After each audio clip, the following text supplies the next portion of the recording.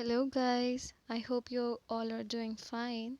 And from today, I'll be starting a new series on the book Environment by Shankar Ayers. Okay, I'll be making small lessons out of this book, and it will that would make you like easier to read topics from this book. This book is very important if you want to crack UPSC prelims or even some of the topics for UGC net you can also cover from this book. This book is a very detailed book, so it is a nice book and you can refer it for both for UPSC prelims and also for your UGC net JRF.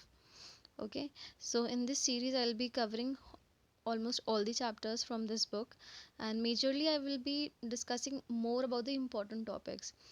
As I told, this book is very detailed, so I won't be discussing everything which is not important. Like I'll only be covering the necessary things and not the unnecessary. Okay, so it would be better if you have the same book, just keep underlining the things that I am telling, or if you don't have the book, just make small notes out of it. Okay, and at the time of your examination, just have a quick glance at it and you are good to go. Okay, so let's start with the first chapter, which is chapter 1, ecology. I'll be reading word to word and then I'll be explaining it to you. Ecology. Oikos meaning home or a place to live in, and logos meaning study. ठीक है, तो ecology basically हमारे दो दो वर्डों से बना है. पहला हमारा वर्ड क्या है, oikos, and the other word is logos. तो ऑइकॉस का मीनिंग क्या है, होम, और लोगोस का मीनिंग क्या है, स्टडी. तो क्या हो गया, it is the study of home. ठीक है, literally it is the study of the home of nature. इसमें हम किसके घर के, किसके होम की स्टडी कर रहे हैं, नेचर के होम की स्टडी कर रहे हैं. ठीक है, ecology is the study of the home of nature. Ecology is defined as a scientific study of the relationship of all the living organisms with each other and with their environment. आसान शब्दों में अगर कहें तो ecology में क्या है कि हम एक रिलेशनशिप के बारे में पढ़ रहे हैं. किसके बीच में रिलेशनशिप है, ऑर्गेनिजम्स के बीच में relationship with each other and also with their environment. ठीक है, एक रिलेशनशिप जो ऑर्गेनिजम्स का आपस में है, ठीक है, और एक रिलेशनशिप जो उनका एनवायरनमेंट के साथ में है. ठीक है, तो ये पूरी स्टडी को हम क्या बोलते हैं, what it is known as ecology. The relationship of an organism with each other and also with its environment is termed as ecology. It deals with the ways in which an organism are molded by their environment, how they make use of the environmental resources, including energy flow and mineral recycling. See, when we talk about environment has an effect on the organism, and the way an organism adapts to that environment, that all comes under ecology. Okay, history of, now we come on to history of ecology. The roots of ecology lies in the natural history, which is as old as the human civilization. Since early history, man has indulged in ecology in a practical sort of way, knowingly and unknowingly. In primitive societies, every individual was required to have an intimate knowledge of his environment for their survival, about the forces of the nature and the plants and the animals around him or her. अगर इस पूरे paragraph को हम देखें तो it is only saying that कि जो पहले के लोग हुआ करते थे, the people, they had immense knowledge about the plants and the animals. उनको हर एक चीज़ के बारे में पता था कि ये प्लांट, इसमें क्या मेडिसिनल प्रॉपर्टीज़ हैं, किस लिए यूज़ होगा. They use to know about each and every plant.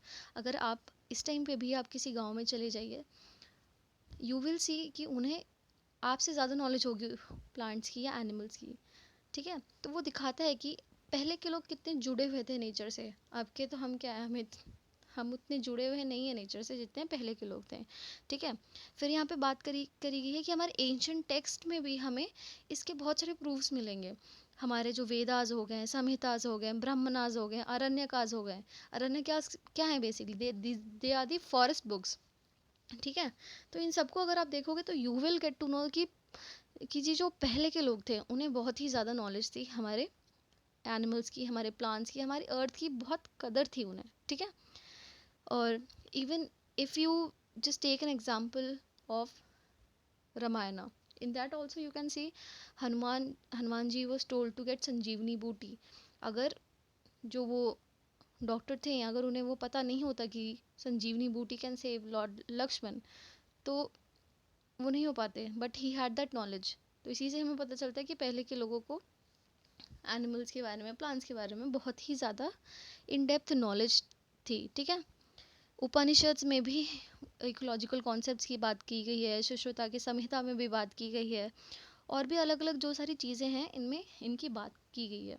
Charak Samhita contains information that air, land, water and seasons were indispensable for life, कि वो कितने important है लाइफ के लिए, and that polluted air and water were injurious to health। ठीक है, ये सारी बातें हमारी ancient text में भी लिखी गई हैं। Okay, now we come on to environment and its component. अब आता है कि एनवायरनमेंट क्या है और उसके कॉम्पोनेंट्स क्या हैं, ठीक है। Everything that surrounds or affects an organism during its lifetime is collectively known as its environment। वो हर चीज़ जो हमें सराउंड कर रही है, जो हमें अफेक्ट कर रही है, उसे हम क्या बोलते हैं, एनवायरनमेंट बोलते हैं, ठीक है। और एनवायरनमेंट इसमें क्या है, the environment is defined as the sum total of the non living components, influences, events of sum total of the living and non-living components, influences, events surrounding an organism। आसान शब्दों में होगा कि हर वो चीज़ जो हमें सराउंड करी, चाहे वो लिविंग हो चाहे वो नॉन लिविंग हो, जो हम पे असर कर रही है, उन सबको हम क्या बोलेंगे, एनवायरनमेंट बोलेंगे, ठीक है। तो यहाँ पे हम दो की बात कर रहे हैं, एक हो गया हमारी लिविंग चीज़ें, एक हो गई नॉन लिविंग। तो नॉन लिविंग वाली, तो लिविंग वाली क्या होगी, हमारी बायोटिक कॉम्पोनेंट्स, और नॉन लिविंग वाली होगी हमारी एबायोटिक कॉम्पोनेंट्स, ठीक है। All organisms, from virus to man, are obligatorily dependent on other organisms and environment for food, energy, water, shelter, and for other needs। आप किसी भी ऑर्गेनिज्म को ले लीजिए, उसे दूसरे ऑर्गेनिज्म की ज़रूरत पड़ेगी ही पड़ेगी, और अगर दूसरे ऑर्गेनिज्म की ज़रूरत नहीं पड़ेगी तो उसे एनवायरनमेंट की ज़रूरत पड़ेगी। क्यों, एनवायरनमेंट में क्या है, एनवायरनमेंट में फूड है, एनवायरनमेंट में वाटर है, उसमें ऑक्सीजन है, उसमें शेल्टर है, ठीक है। The relationship and the interaction between organism and environment are highly complex। और जो ये हमारा relationship है हमारा एक organism और उसके environment के बीच में, वो बहुत ही ज़्यादा complex है, ठीक है। क्योंकि अगर let's take an example of us, ठीक है। हम जैसे हम हैं, बैठे हैं आराम से, हमारे पे बहुत सारी चीज़ें एक्ट कर रही हैं, like we have the air. अब अगर हम एक चीज़ को, if we only look at this component की it is us and it is the air, तो उसके बीच में भी बहुत सारी चीज़ें हो रही हैं, लाइक वी आर, हम रिस्पायर कर रहे हैं, वो एयर अंदर जा रही है फिर वो बाहर आ रही है, उसमें भी कितना मैकेनिज़्म है, एयर में भी कितने डिफरेंट डिफरेंट कॉम्पोनेंट्स हैं, तो वो सारे कॉम्पोनेंट्स अलग अलग तरीके से हमें अफेक्ट कर रहे हैं, ठीक है। तो अगर आप इस रिलेशनशिप को देखेंगे तो इट इज़ वेरी कॉम्प्लेक्स, ठीक है। It comprises both living biotic and non living, that is the abiotic components, ठीक है। The environment is not static, और ऐसा नहीं है कि एनवायरनमेंट स्टैटिक का मतलब क्या होता है, फिक्स्ड। एनवायरनमेंट कभी भी फिक्स्ड हो ही नहीं सकता है, वो हमेशा चेंजिंग होगा, डायनामिक होगा, ठीक है। Both biotic and abiotic factors are in a flux and keep changing continuously. जो ये सारी चीज़ें हमारी बायोटिक और एबायोटिक चीज़ें हैं, वो सारी चेंज होती रहती हैं धीरे धीरे धीरे धीरे, वो हमेशा कॉन्टिन्यूस मतलब डायनामिक है वो, ठीक है। फिर आते हैं हमारे components of environment, abiotic environments, sorry abiotic components and the biotic components. एबायोटिक में हमारे सारे नॉन लिविंग आएंगे, ठीक है, बायोटिक में सारे लिविंग आएंगे। तो एबायोटिक में क्या आ गया, हमारा एनर्जी आ गई, रेडिएशन आ गई, टेम्परेचर आ गया, water, fire, gravity, topography, soil, exam etcetera etcetera, ठीक है। बिकॉज ये सारे नॉन लिविंग है, ये सारे क्या नहीं कर सकते हैं, they can't reproduce, they can't live independently, ठीक है। बायोटिक में आ गए हमारे ग्रीन प्लांट्स आ गए, नॉन ग्रीन प्लांट्स आ गए, डीकम्पोजर्स, पैरासाइट्स, सिम्बायंट्स, एनिमल, मैन, ये सारे क्या हैं, लिविंग ऑर्गेनिजम्स हैं, ठीक है। और इन्हें हम क्या बोलते हैं, biotic components of the environment. अब यहाँ पे दे रखा है हमें example, for instance let's take the environment of a fish in the pond, ठीक है। अब एनवायरनमेंट क्या होता है, हमारे दो तरीके के होते हैं, एक होता है एक्सटर्नल एनवायरनमेंट, एक होता है इंटरनल एनवायरनमेंट। तो यहाँ पे हम बात करेंगे external environment of a fish. जो एक्सटर्नल एनवायरनमेंट होगा उसमें भी दो चीज़ें होंगी, एक होगा हमारा एबायोटिक कॉम्पोनेंट, दूसरा होगा बायोटिक कॉम्पोनेंट। एबायोटिक में कौन से वाली चीज़ें आ जाएंगी, हमारे सारे कॉम्पोनेंट्स आ जाएंगे नॉन लिविंग वाले, और बायोटिक में सारे लिविंग वाले। तो एबायोटिक कंपोनेंट्स आएंगे तो उसमें हम क्या क्या लिख सकते हैं? लाइट हो गया, टेम्परेचर हो गया, वाटर हो गया, वाटर के अंदर अंदर जो डिजॉल्व ऑक्सीजन है वो हो गई, ठीक है। जो सारा दूसरे अदर गैसेस हैं पानी के अंदर, वो सारे क्या हो गए हमारे एबायोटिक कंपोनेंट्स हो गए, ठीक है। और बायोटिक कंपोनेंट्स में क्या हो गए कि जी ऐसा तो है नहीं कि उस पॉन्ड में सिर्फ एक ही वो फिश रहती है, उसके साथ और भी बहुत सारी चीज़ें होंगी उसमें, लाइक दूसरे एनिमल्स, दूसरी फिशेस हो गई, दूसरे प्लैंकटॉन्स हो गए, other aquatic animals, plants, decomposers, ठीक है। तो इसमें दो हो गए एबायोटिक, और बायोटिक हो गए हमारे दो अलग अलग, किसमें हो गए हमारे एक्सटर्नल एनवायरनमेंट में। Now if we come to internal environment of the fish, internal मतलब अंदर, फिश के अंदर का एनवायरनमेंट, ठीक है। तो इसमें क्या है, it is enclosed bye the outer body surface. जो अंदर का जो सिस्टम है पूरा हमारा, वो किससे कवर्ड है? By the outer body surface, ठीक है।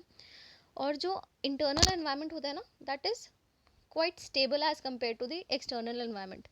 कि एक्सटर्नल जो एनवायरनमेंट है वो बहुत सारे फैक्टर्स पे डिपेंडेंट है, लाइट, टेम्परेचर, अलग अलग चीज़ों पे डिपेंडेंट है, ठीक है। तो वो बहुत जल्दी चेंज होता रहता है, लेकिन जो हमारे बॉडी के अंदर का टेम्परेचर होता है, जो अंदर की चीज़ें होती हैं बॉडी की, इंटरनल एनवायरनमेंट होता है, दैट इज़ वेरी स्टेबल, ठीक है। और उसको हम बोलते क्या, what is the term that is used for this? आप मुझे ये कमेंट करके नीचे बताना, ठीक है। It starts from H, this is a very nice hint that I have given it, okay. However it is not absolutely constant.